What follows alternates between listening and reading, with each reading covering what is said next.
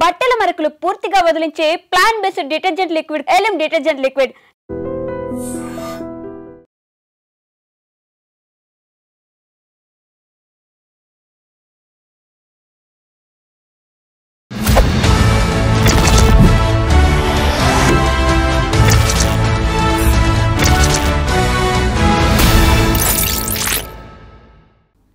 Welcome to I dream trending topic.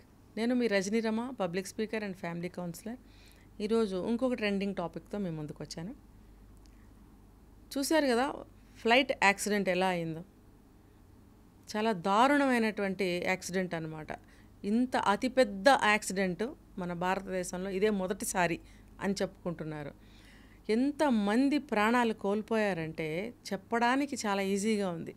ఆ స్థితి చూస్తే కడుపు తరుక్కుపోతుంది అన్నమాట. హృదయ విదారకమైనటువంటి దృశ్యాలు. అక్కడ బూడిద తప్ప, పొగ తప్ప మనకి ఏమీ కనిపించడం లేదు. అందులో ఎంతో విలువైనటువంటి ఆధారాలు మట్టిపాలు, బూడిద పాలు అయిపోయాయి. అసలు ఈ యాక్సిడెంట్ ఎందుకు అయింది, ఏ కారణం వల్ల అయింది అనేది ఎవరికి తెలియటం లేదు. ఇంకా ఎవరు ఎంతమంది చనిపోయారు, ఎవరు ఏంటి అనే ఆనవాలు కూడా దొరకని స్థితి అయిపోయింది. మొత్తం బూడిద కుప్పలుగా తయారైపోయింది. ఒక శ్మశానాన్ని తలపిస్తుంది. ఇంకా ఫ్లైట్లో ఉన్న వాళ్ళు చనిపోవడం కాకుండా దారుణాతి దారుణమైనటువంటి విషయం, ఏ సంబంధం లేదు, ఏ పాపం తెలీదు, ఏ పుణ్యం తెలీదు. పాపం పక్క బిల్డింగ్లో ఉన్నటువంటి మెడికల్ స్టూడెంట్స్ కావచ్చు, డాక్టర్స్ కావచ్చు, వాళ్ళు కూడా చాలామంది బలైపోయారు. భోజనం చేస్తున్న వాళ్ళు చేస్తున్నట్టు, మాట్లాడుకుంటున్న వాళ్ళు మాట్లాడుకుంటున్నట్టు, ఎలా ఉన్నవాళ్ళు అలా చనిపోయారు. ఆ విమానము దూసుకెళ్ళిన విధానము, దాని పాయింట్ చూస్తే ఫ్రంట్ సైడు ఎంత భయంకరంగా ఉందంటే విమానాన్ని అంత దగ్గరగా ఎవరైనా చూస్తే భయపడతారు నిజంగా. ఆ విమానం ఆ రకంగా దూసుకుపోయిందంటే సిమెంట్ బిల్డింగ్ని కోసుకుంటూ లోపలికి దూసుకుపోయి కూల్చేసింది అని అంటే అసలు ఏమనుకోవాలి, ఏ కారణం చేత అలా అయింది అని అంటే చెప్తున్నారు మనకి విశ్లేషకులు. అది 1,25,000 లీటర్ల కెపాసిటీ కలిగినటువంటి ఫ్యూయల్ ట్యాంక్స్ ఉన్నాయి లోపల అని చెప్తున్నారు. అయితే అన్ని వేల కిలోమీటర్లు అది ప్రయాణం చేయడానికి దానికి ఫ్యూయల్ కావాలి, ఇంకా రిజర్వ్లో కొంత పెట్టుకుంటారు వాళ్ళు, అది కావాలి. ఇంకొకటి ఏంటనంటే గత 5 రోజుల నుంచి అది జర్నీ చేస్తూనే ఉంది. విమానం గాల్లో ఎగురుతూనే ఉంది. అంటే ఇంజిన్స్ హీట్ ఎక్కుంటాయి. తర్వాత ఎవ్రీ జర్నీకి, ఎవ్రీ ట్రావెల్కి మళ్ళీ ఒకసారి సర్వీస్ అనేది ఉంటుంది. రాగానే సర్వీసు చేసినట్టుగా వాళ్ళు ఒక సంతకం పెట్టాలి, స్టాఫ్ అనేవాళ్ళు. అక్కడ ఒక సర్వీస్ చేయించాలి, చేయించిన తర్వాత చేయించామని సంతకాలు పెట్టాలి. మళ్ళీ రిటర్న్ ఆ ఫ్లైట్ ఎప్పుడైతే మళ్ళీ ఫ్లై అవుతుందో అప్పుడు మళ్ళీ కూడా దాని కండిషన్ బాగుందని చెప్పి మళ్ళీ క్లియర్ సర్టిఫికెట్ ఇవ్వాలి. దానికి కూడా అథారిటీ వాళ్ళు సైన్ చేయాలి. ఇవి ఏవి అక్కడ జరగలేదు. ఇంకొకటి, ఇండియన్ ఎయిర్లైన్స్ అంటేనే అమ్మో అంటారు. నేను కూడా అమ్మో అంటాను, నాకు కూడా భయమే. ఇండియన్ ఎయిర్లైన్స్ అసలు ఫెసిలిటీస్ ఉండవు మనకు అక్కడ. ఇంటర్నేషనల్ లెవెల్లో కూడా మనకి అందులో ఫెసిలిటీస్ అంత బాగుండవు. సీటింగ్ అరేంజ్మెంట్స్ అతి దారుణంగా ఉంటుంది, ఎర్ర బస్సులు తలపిస్తుంది. ఇంకా వాష్రూమ్స్ అవి కూడా అంత క్లీన్గా ఉండవు. చాలా అంటే చాలా కష్టపడి జర్నీ చేయాల్సిన ఇదనమాట ఇండియన్ ఎయిర్లైన్స్ అనమాట. అయితే అందులో కొంచెం టికెట్ తక్కువగా ఉంటుందని చెప్పి పాప అందరూ బుక్ చేసుకుంటారు, తప్పదు కదా మరి. సరే, ఇది దాని యొక్క వ్యవహారం, ఇది ఇండియన్ ఎయిర్లైన్స్ యొక్క వ్యవహారం. ఇది ఇంకా లోతుకెళ్తే చాలా ఉన్నాయి, మనం పైపైన మాట్లాడుకుంటాం అన్నమాట.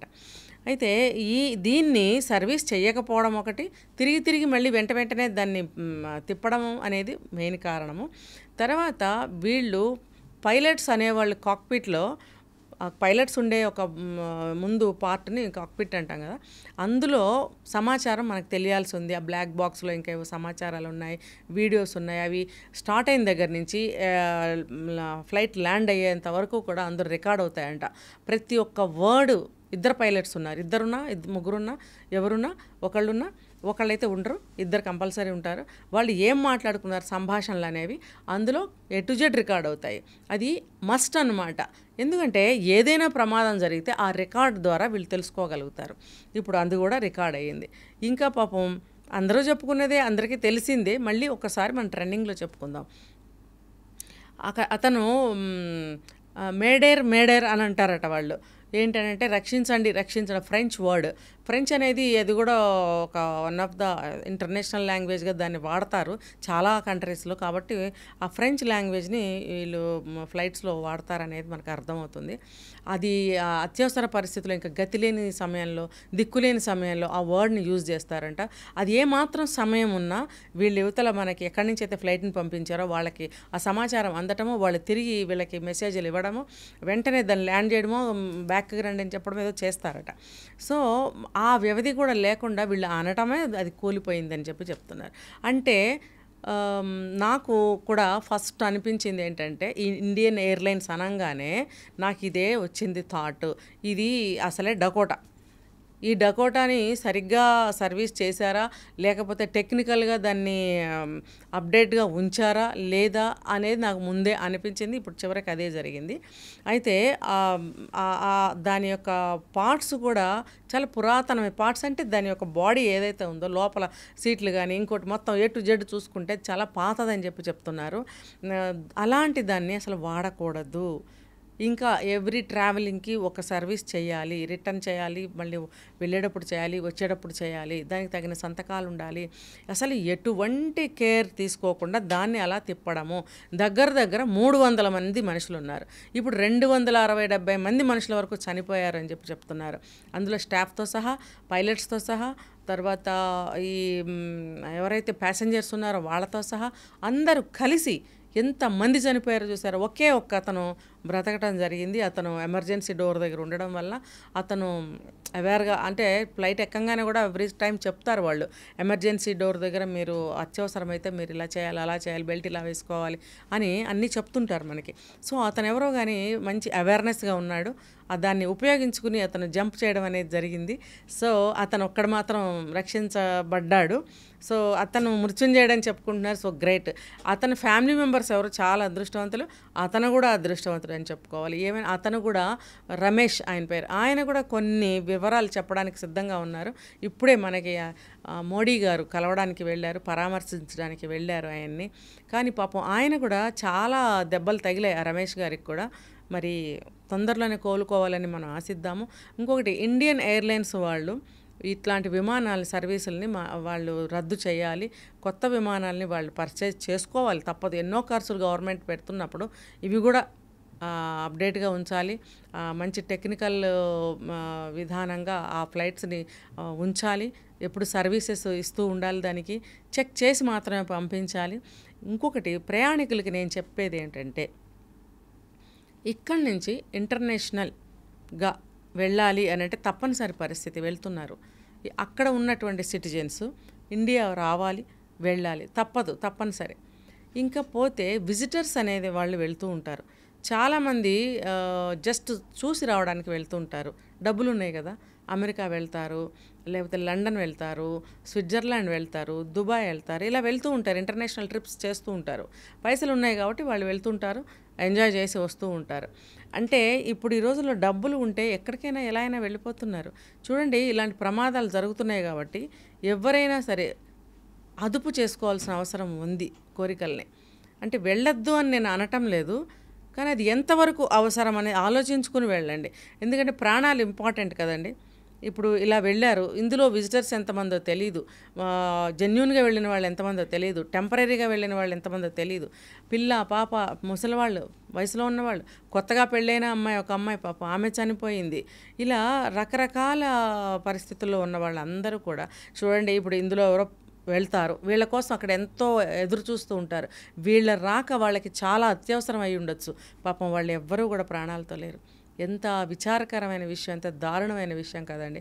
అందుకనే డబ్బులు ఉన్నాయి కదా అని చెప్పి ప్రతి ఒక్కళ్ళు ప్రతి దానికి మాటికి ఫ్రీక్వెంట్గా తిరగటాలనేవి తగ్గించండి దయచేసి.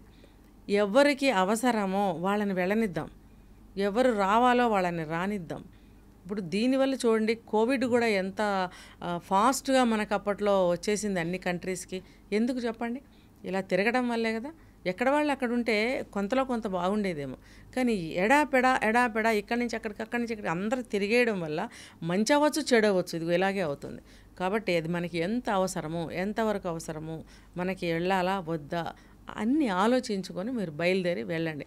డొమెస్టిక్లో కూడా చూస్తుంటే కాశీ వెళ్ళాలి, లేదు పక్క స్టేట్కి వెళ్ళాలి, లేదు తిరుపతికి వెళ్ళాలి. సో చాలామంది ఏం చేస్తారంటే ఫ్లైట్లో వెళ్ళిపోతుంటారు. చెప్పలేమండి, అన్నీ అలాగే జరుగుతాయంటే అన్నీ అలా ఖచ్చితంగా జరగవు. ఎప్పుడో ఎక్కడో ఒక్కడ జరుగుతుంది. అదే నిన్న జరిగింది. మరి అందులోనే కోల్పోయారు కదా ప్రాణాలు చాలామంది. ఇలాంటివి గతంలో కూడా అక్కడక్కడ చాలా జరిగాయి. మరి ఆ పోయిన వాళ్ళు వాళ్ళ వాళ్ళ కుటుంబ సభ్యులు ఎంత నష్టపోయారో, పోయిన వాళ్ళు వాళ్ళ జీవితాలను ఎంత కోల్పోయారు అనేది వాళ్ళకే తెలుసు. ఆ నొప్పి తగిలిన వాళ్ళకే తెలుస్తుంది. చూసే వాళ్ళకి ఏమనిపించదు, మనకేం అవ్వదులే, వాళ్ళకేదో అయింది మనకెందుకు అవుతుంది అని తేలిగ్గా తీసుకుంటాం. కానీ అనుభవంలో ఊహించుకోండి ఒకసారి. ఊహించుకున్నట్టయితే మనల్ని మనం జాగ్రత్తగా పెట్టుకోగలుగుతాము. కాబట్టి నేను ఇది చాలా సాధారణమైన భాషలో అందరికీ అర్థం అవ్వాలని చెప్పి చాలా సింపుల్గా మీకు నేను ఇది తెలియజేస్తున్నాను. దయచేసి బస్సు అవనివ్వండి, కారు అవనివ్వండి, విమానం అవనివ్వండి, కారు అవనివ్వండి, ఏదైనా రైలు అవనివ్వండి, ఏదైనా అనవసరమైనటువంటి ప్రయాణాలు చేయకండి. మీకు ఎంత అవసరమైతేనే, ఇక వెళ్ళకపోతే తప్పదు, పనులున్నాయి అనుకున్నప్పుడు మాత్రమే జాగ్రత్తగా వెళ్ళి రావడానికి ప్రయత్నాలు చేయండి. కానీ అయిన దానికి కాని దానికి ప్రతిదానికి ప్రయాణాలు పెట్టకండి. జాగ్రత్తగా చూసుకోండి. మీ జీవితాలను మీరే కాపాడుకోండి.